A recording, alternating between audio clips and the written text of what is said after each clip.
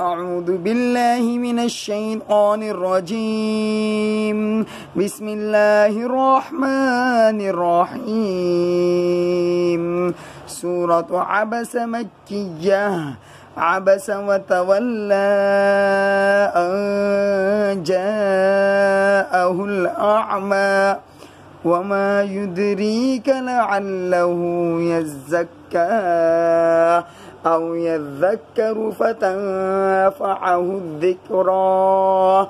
أما من استغنى فأنت له تصدى وما عليك ألا يزكى.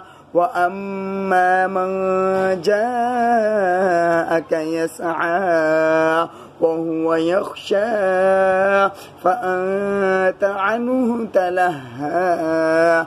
كلا إنها تذكرة فمن شاء ذكره في صحف مكرمة مرفوعة مطهرة بأيدي سفرة كرام بررة.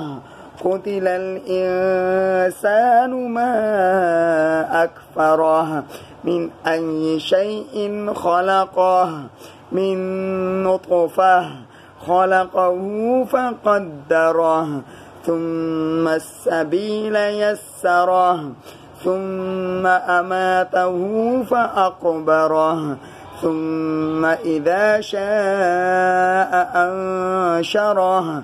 كلا لما يقض ما أمره.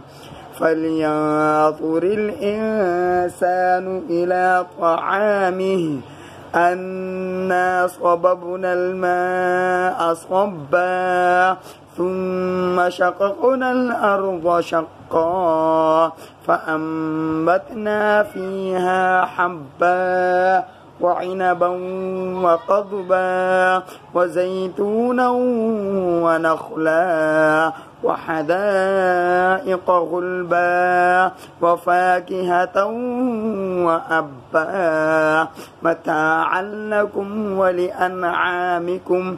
فإذا جاءت الصاخة يوم يفر المرء من أخيه وأمه وأبيه وصاحبته وبنيه لكل امرئ منهم يومئذ شأن يغنيه.